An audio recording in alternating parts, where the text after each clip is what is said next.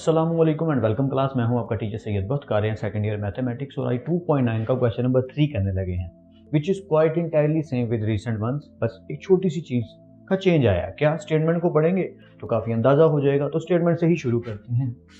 Find the maximum, तो एक चीज़ तो वही है कि फाइंड वही करना है कि मैक्सिमम है या मिनिमम है हमारा फंक्शन जो वैल्यू आ रही है, कि find the maximum and minimum values of the function defined by the following equation. Equation ये दी गई है occurring in the interval. Interval दे दिया गया 0 से लेकर 2 पाई तक। आप समझ गए होंगे कि इसमें क्या होने वाला है, या हमें इंटरवल के अकॉर्डिंग चलना पड़ेगा। अगर आपको याद हो तो क्वेश्चन नंबर 1 में भी यही बात की गई थी, क्लास 0 में भी डिस्कस किया गया था। होपफुली आपको याद होगा। जिसे नहीं याद काइंडली क्लास 0 जरूर देखिए। अब हमने करना क्या है, हमें सिंपली जैसे क्वेश्चन नंबर 2 में अपने स्टेप्स फॉलो किए थे मिनिमम और मैक्सिमम वैल्यू फाइंड करने के लिए, बस वो स्टेप्स को फॉलो करना है। और स्टेप्स को फॉलो करते करते ही इंशाल्लाह हमारे आंसर आने शुरू हो जाएंगे। यहाँ पे थोड़ी सी खिचड़ी पकेगी, यानी क्वेश्चन नंबर 2 और क्वेश्चन नंबर 1 का मिक्सचर बनेगा। कैसे वो जरा करते हैं तो इंशाल्लाह समझ आ जाएगी। शुरू करते हैं। फंक्शन गिवन है एफ ऑफ एक्स, तो पहला स्टेप वही है, डेरिवेटिव फाइंड करेंगे। तो फर्स्ट डेरिवेटिव जब फाइंड करेंगे तो साइन एक्स का डेरिवेटिव क्या आएगा, कोस एक्स, और कोस का डेरिवेटिव आएगा माइनस साइन एक्स। तो होपफुली ये तो आपको वैसे ही क्लियर है कि उसका डेरिवेटिव ये और इसका डेरिवेटिव ये। ऑलराइट, अब सेकंड डेरिवेटिव की तरफ चलते हैं। तो सेकंड डेरिवेटिव या तो कोस एक्स का डेरिवेटिव क्या आएगा, माइनस साइन एक्स। ठीक है, माइनस अपनी जगह पे रहेगा और साइन एक्स का डेरिवेटिव आएगा कोस एक्स। लीजिए दोनों डेरिवेटिव हमने फाइंड कर लिए। अब हम क्या करेंगे, पहला डेरिवेटिव भी निकालिए और दूसरा वही वाला काम। फॉर स्टेशनरी पॉइंट हम लिखेंगे फॉर स्टेशनरी पॉइंट, या इस ब्लू वाले मार्कर में लगता है इंक भरनी पड़ेगी, काफी वीक हो गया ये। Okay, so for stationary point क्या करते होते थे कि पहला जो डेरिवेटिव है उसको टेक कर लेते थे किसके इक्वल, 0 के इक्वल। तो वही करेंगे। फर्स्ट डेरिवेटिव क्या आया जी, फर्स्ट डेरिवेटिव आया cos x minus sine x, तो इसे टेक कर लेते हैं इक्वल टू 0। ओके, एक्स की वैल्यू चाहिए। ओके जी, कोस एक्स अपनी जगह पे, तो माइनस साइन एक्स इधर आगे हो जाएगा प्लस साइन एक्स। ठीक है, अब कोस एक्स इधर मल्टीप्लाई हो रहा है तो उधर जाके इसके साथ क्या हो जाएगा, डिवाइड हो जाएगा। तो होपफुली यहाँ तक आपको क्लियर है, कोई डाउट नहीं है। अब हमने क्या देखा कि ये मान तो अपनी जगह पे है, लेकिन साइन ओवर कोस क्या बन जाएंगे, टेंजेंट एक्स बन गए। तो होपफुली यहाँ तक भी आपको क्लियर है। इस बात को माइंड में रखिएगा, अभी इसको फर्दर डिस्कशन करते हैं। ओके, मैं इसको थोड़ा सा ना ऐसे करके लिख लूँ, यानी ये चीज़ इधर और ये इधर। अगर टेंजेंट इधर मल्टीप्लाई हो रहा है तो उधर जाके क्या हो जाएगा, इनवर्स हो जाएगा। तो ये तो सबको पता ही है। और टेंजेंट इनवर्स 1 ये क्या होता है, ये 45 डिग्री बनेगा, यानी अगर मैं रेडियन में लिखूँ तो π/4। तो अब आप कहेंगे सर एक्स का आंसर तो आ गया π/4, और यहीं पे थोड़ा सा ट्विस्ट है। वो क्या, जरा समझना आपने अच्छे से कि π/4 को ही फाइनल आंसर नहीं कहा जा सकता। क्यों भाई, ऐसा क्यों? तो समझाने के लिए थोड़ा सा गाइड करना पड़ेगा, वही क्लास 0 का जिक्र करना पड़ेगा। एंगल आ गया, टेंजेंट एक्स क्या है, किसके इक्वल है, 1 के इक्वल। जरा इस स्टेप को माइंड में रखिएगा और फोकस में रखिएगा। अब टेंजेंट एक्स क्योंकि 1 के इक्वल है और हमें इंटरवल बता दिया गया, क्या बताया गया है कि अकरिंग इन दी इंटरवल 0 से 2 पाई तक, यानी हमने पूरा चक्कर काटना है। 0 से शुरू होना है और चक्कर पूरा काट के कहां तक आना है, 2 पाई तक आना है। तो इसका मतलब तो ये हुआ कि इन चारों क्वाड्रेंट्स में बताओ टेंजेंट पॉजिटिव कहां कहां होता है। तो हमें तो पता है ऑल स्टूडेंट्स टेक चॉकलेट, यानी फर्स्ट क्वाड्रेंट में टेंजेंट पॉजिटिव होता है और थर्ड क्वाड्रेंट में टेंजेंट पॉजिटिव होता है। तो ये तो हम पहले ही जानते हैं। तो बात कहाँ पे आके रुकती है, बात यहाँ पे आके रुकती है कि अगर ये 2 क्वाड्रेंट में लाइन करता है, फर्स्ट क्वाड्रेंट में और थर्ड क्वाड्रेंट में, तो हमें दोनों की वैल्यू निकालनी पड़ेगी। तो हमें पता है कि यहाँ पे जो फर्स्ट क्वाड्रेंट में उसमें वैल्यू तो π/4 ही आएगी, क्योंकि फर्स्ट क्वाड्रेंट में वही आएगी। और जब कोई वैल्यू थर्ड क्वाड्रेंट में जा रही हो तो हम क्या करते होते हैं, उसको पाई में ऐड कर देते हैं। First year chapter number 14 detail से डिस्कशन हुई थी इस टॉपिक से रिलेट करने वाली। ओके, तो अकॉर्डिंग टू दैट अगर मैं देखूं तो हमारे पास x का एक आंसर तो आ गया, ये कि x का जी एक आंसर है π/4, बिल्कुल सही कहा। और x का जो दूसरा आंसर है वो निकलेगा, जो भी वैल्यू है उसे पाई में ऐड कर दो। होपफुली आपको ये कॉन्सेप्ट समझ आ रहा है कि क्या कहा जा रहा है कि टेंजेंट x क्या है, पॉजिटिव है, 1 क्या है, पॉजिटिव वैल्यू आई है। तो पॉजिटिव टेंजेंट कहाँ कहाँ होता है जी, फर्स्ट क्वाड्रेंट में होता है जी और थर्ड क्वाड्रेंट में होता है। तो फर्स्ट क्वाड्रेंट की वैल्यू तो वैसे ही निकल आई, जो कि क्या है π/4। तो ये तो होपफुली आपको क्लियर है कि टेंजेंट 1 का होता है। इस इधर से भी आंसर निकाला जा सकता है, वो आपको चैप्टर 14 याद होगा फर्स्ट ईयर का, नहीं तो क्लासेस अवेलेबल है यूट्यूब पे, देख सकते हैं कि अगर इस तरीके से निकाला जाए तो सीधा सीधा 1 की जगह लिख सकते हैं टेंजेंट π/4, टेंजेंट टेंजेंट से कट जाएगा और x क्या आ जाएगा 1, तो वो भी तरीका ठीक है। और 1 की जगह भी लिख सकते हैं टेंजेंट 45 डिग्री, x 45 डिग्री बनता है जो कि टेंजेंट π/4 बनता है, सॉरी π/4 कहना चाहिए, यानी कि 2-3 तरीकों से इसका आंसर निकाला जा सकता है, पर x क्या निकलेगा π/4 ही निकलेगा। तो पहला आंसर तो आ गया। दूसरे के लिए क्या करना पड़ेगा, देखना पड़ेगा टेंजेंट पॉजिटिव और कहाँ होता है, थर्ड क्वाड्रेंट में पॉजिटिव होता है। तो थर्ड की वैल्यू फाइंड करने का तरीका क्या है कि पाई से आगे जा रहा है तो पाई में ऐड कर दो जो भी वैल्यू है, तो वैल्यू क्या है पाई प्लस π/4। होपफुली ये समझ आ रहा है कि कैसे लिखा जा रहा है कि पाई प्लस π/4। अगर मैं आसानी के लिए यहाँ लिखना चाहूँ तो ये आगे जा रहा है तो बन गया पाई प्लस π/4, ये इक्वेशन बन गई। तो फाइंड कर लेते हैं, इसमें कौन सी मुश्किल की बात है, 4 पाई मल्टीप्लाई हो गए प्लस π/4, तो x का फाइनल आंसर क्या आया 5 π/4। होपफुली आप समझ पा रहे हैं मैं क्या बोल रहा हूँ कि यहाँ पे फाइनल आंसर 2 बनते हैं, एक x का आंसर आया है π/4 और एक x का आंसर आया है 5 π/4, तो x के 2 आंसर हो गए। तो हम तो जानते हैं हमारा प्रोसेस कि x की वैल्यू को पुट करेंगे सेकंड डेरिवेटिव में और वहां से पता चल जाएगा मैक्सिमा है या मिनिमा। तो करते हैं, now put x is equal to, पहले शॉर्ट वैल्यू पकड़ लेते हैं छोटी वाली, π/4 इन सेकंड डेरिवेटिव, ठीक है। तो सेकंड डेरिवेटिव क्या है गाइस, उसकी जगह जहाँ पे ये सेकंड डेरिवेटिव है तो मैं थोड़ी जगह बचाने के लिए डायरेक्ट ही करता हूँ कि π/4 पुट कर दीजिए, यानी माइनस साइन, अच्छा अगर इस तरह लिखा हुआ है, सॉरी पहले लिख ही लेते हैं क्योंकि मैं इसको थोड़ा सा सीधा करना चाह रहा हूँ। अगर लिखा हो minus sine x minus cos x, तो अगर मैंने वैसे माइनस कॉमन ले लूँ तो क्या होगा कि माइनस कॉमन आने से ये साइन एक्स हो गया और माइनस माइनस प्लस ये कोस एक्स हो गया, ताकि जब सिंप्लीफिकेशन करें तो थोड़ी सी ज़्यादा आसानी हो जाए। ओके लेट्स कंटिन्यू, क्या पुट करने लगे हैं जी, π/4 पुट करने लगे हैं, तो कर देते हैं पुट साइन π/4 प्लस कोस π/4। तो होपफुली यहाँ तक तो आपको क्लियर है। ओके तो π/4 किसके इक्वल होता है 1/√2 के प्लस 1/√2 के, तो ये भी होपफुली आपको क्लियर होगा। ओके तो क्योंकि दोनों की बेस सेम है तो 1 + 1 ऐड हो जाएंगे तो ये आएगा 2/√2। अब 2/√2 की ब्रैकेट ओपन कर दीजिए, क्योंकि कुछ भी नहीं लिखा हुआ तो -7 वैसे ही आ जाएगा। तो सेकंड डेरिवेटिव π/4 का आंसर आया -2/√2। आगे सॉल्व हो रहा है, बिल्कुल हो रहा है, लेकिन उसकी जरूरत नहीं है क्योंकि हमें तो सिर्फ ये बताना है कि फंक्शन मैक्सिमम की तरफ जा रहा है कि मिनिमम की तरफ जा रहा है, ठीक है। तो हमने क्या देखा कि ये लेस देन 0 आया, तो लेस देन 0 के लिए हम क्या लिखते होते हैं, f has relative maxima at x is equal to π/4। लेकिन एक चीज तो फाइंड करनी रहती है जो आप जानते हो, तो क्यों ना पहले वो फाइंड कर लीजिए फिर ही स्टेटमेंट लिखी जाए।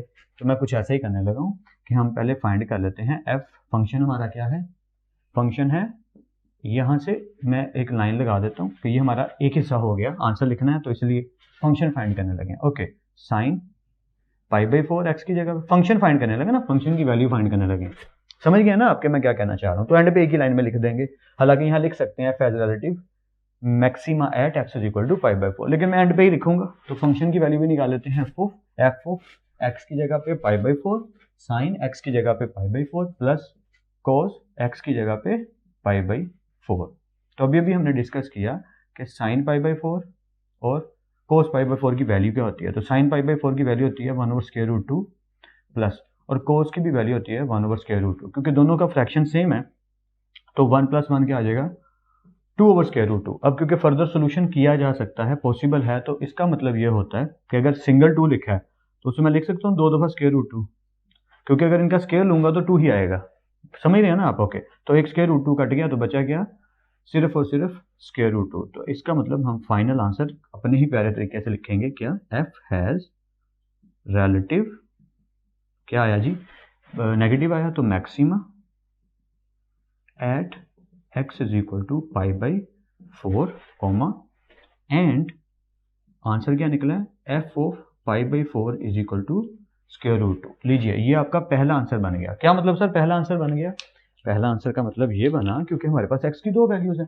तो अभी तो सिर्फ हमने पहली ही वैल्यू फाइंड की है, अभी दूसरी वैल्यू फाइंड नहीं बनती है, तो ये एक आंसर नंबर 1 निकला है। अब आंसर नंबर 2 की तरफ मूव करते हैं, लिखते हैं put x is equal to, जैसे हमने π/4 पुट किया था, क्या पुट करेंगे 5 π/4, तो पुट कर देते हैं 5 π/4 इन सेकंड डेरिवेटिव। ओके तो मैं इस हिस्से को पिक करूंगा, बस इसे माइंड में रखिएगा, ठीक है। तो f ऑफ 5 π/4 कहाँ पे पुट करना है, माइनस माइनस साइन साइन 5 π/4 जी, 5 π/4 पुट कर दिया, फिर क्या आता है प्लस प्लस कोस 5π/4, ओके जी 5π/4। तो होपफुली आपको यहाँ तक तो क्लियर है, ठीक है आगे चलते हैं। माइनस अपनी जगह पे रहा, साइन 5π/4। एक काम करते हैं, मैं कैलकुलेटर और गूगल से हेल्प ले लेता हूँ थोड़ी सी, कि पूछ लेता हूँ उससे कि भैया जी क्या बनता है। तो गूगल साहब क्या कहते हैं ज़रा देख लेते हैं कि साइन 5π/4 का आंसर, क्योंकि मैंने अभी भी निकाला था, तो होपफुली यहाँ पे आपको शायद शो हो जाए कि गूगल साहब इसका आंसर दे रहे हैं -√2/2, ठीक है, -√2/2 ये आंसर आ रहा है। ओके, प्लस आ गया। और cos 5π/4 का आंसर भी गूगल साहब से पूछ लेते हैं कि भाई cos 5/4 का आंसर क्या बनता है, तो वो भी मैंने अभी रिसेंट में निकाला था, या तो वो शो हो रहा है, वो भी बनता है -√2/2। अगर आपको यहाँ पे शो हो रहा हो मे बी, तो देख लीजिएगा कि यहाँ पे शो हो रहा है, इसका भी आंसर आया -√2/2। तो क्योंकि ये वाला माइनस जो है इस प्लस से मल्टीप्लाई हो जाएगा, तो ये माइनस क्या हो जाएगा, माइनस। समझ गए ना आप, इसकी वैल्यू भी माइनस में आई, इसलिए इस प्लस को उसने माइनस कर दिया। तो होपफुली ये सब क्लियर है। अगर इजाज़त हो तो इस एरिया को मैं इरेज कर लूँ, ताकि मेरे पास थोड़ी सी जगह बच जाए और मैं नीचे अच्छे से परफॉर्म करके आंसर लिख सकूँ। ये बस समझाने के लिए था, तो होपफुली समझ आ गया होगा। ऑलराइट, तो यहाँ क्या हुआ, ये जो बाहर माइनस भाई साहब लिखे हैं ये अपनी जगह पे, यहाँ क्या हुआ, दोनों का फ्रैक्शन सेम है। अच्छा, उस तरीके से भी किया जा सकता है और इस तरीके से भी किया जा सकता है। तो पहले इसको सिंपल कर लेते हैं। मेरा मतलब क्या है कि यह लिखा है √2, ठीक है। अब नीचे 2 है, तो इसका मतलब है कि इसमें 2 दफ़ा √2 है, यही मतलब बनता है ना इसका। वैसे तो एंड पे भी सॉल्व किया जा सकता है, लेकिन हम इसी को भी कर लेते हैं। ये माइनस आया, √2 आया, इस 2 की जगह लिख दिया 2 टाइम्स √2। ये वाला जो माइनस है ये आ गया, ऊपर वाला √2 अपनी जगह पे, और इस 2 की जगह भी लिख दिया 2 दफ़ा √2। तो होपफुली यहाँ तक तो आपको क्लियर है। अब क्या होगा, तो एक एक √2 कट जाएंगे। क्या मतलब इस बात का, ये इससे कट गया और ये इससे कट गया, तो एक एक बच गया, तो उसे लिख लेते हैं, फिर फर्दर सॉल्व कर लेते हैं। ये जो बाहर वाला माइनस है ये अपनी जगह पे है, अंदर यहाँ पे क्या बचा, -1/√2, और यहाँ पे भी क्या बचा, -1/√2। तो होपफुली ये सारा आपको क्लियर है।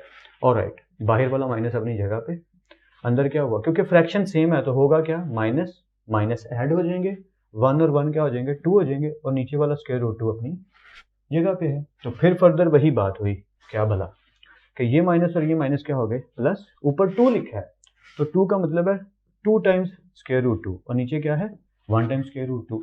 तो इसका मतलब ये हुआ कि f ऑफ 5π/4 सेकेंड डेरिवेटिव, ठीक है, ये सेकेंड डेरिवेटिव में पुट किया हमने, ये भी साथ लिखना है, कहीं मैं फंक्शन का आंसर ही ना समझ लूँ। ओके, इसका फाइनल आंसर आया है, ये एक √2 कट गया, तो एक बचा पॉजिटिव √2।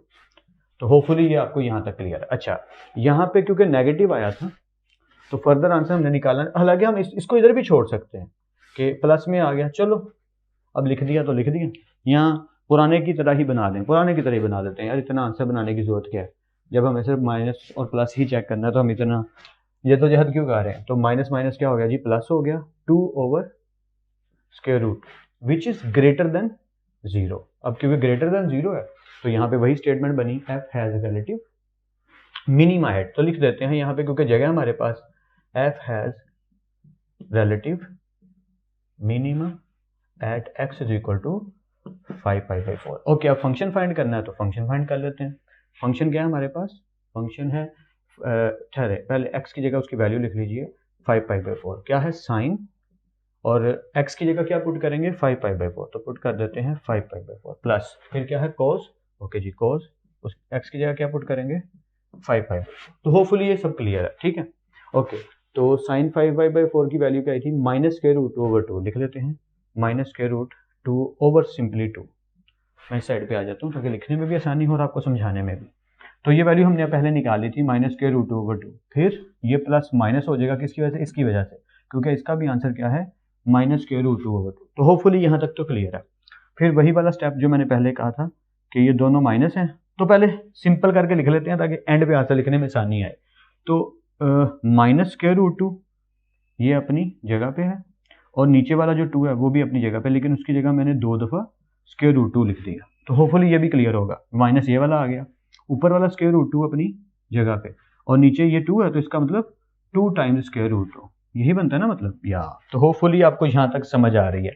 ज़्यादा स्लो करके बता रहा हूँ ताकि समझ अच्छे से आए। अच्छा जी, एक √2 इधर से कट गया, एक √2 इधर से कट गया, तो भी बचा गया हमारे पास, बचा ये माइनस, इधर कुछ नहीं है तो उसकी जगह 1/√2, माइनस इधर भी कुछ नहीं है तो इसकी जगह भी 1/√2। तो होपफुली यहाँ तक भी क्लियर है। तो -1 और -1 बिकम्स -2 और नीचे क्या आ गया √2। सर ये तो फिर वही बात पहुंच गई कि फिर √2 आ गया, तो आप पहले ऐसे ना करते यार, वो मजबूरी थी समझाना, इस तरह ज़्यादा आसान लग रहा है मुझे इसलिए। ये जो गाइज माइनस है ये अपनी जगह पे है, 2 की जगह हम लिख सकते हैं 2 दफ़ा √2, जी बिल्कुल लिख सकते हैं, और नीचे वाला √2 अपनी जगह पे है। होपफुली आपको समझ आ रही है, मैं बोर कर रहा हूँ आई नो, लेकिन समझाना ज़रूरी है। तो एक √2 फिर कट गया, तो बचा क्या -√2 फाइनली बचा। तो f ऑफ 5π/4 का फाइनल आंसर आया -√2। तो अब इसको लिखेंगे कैसे, जैसे इसको लिखा है वैसे ही लिखेंगे ना भाई।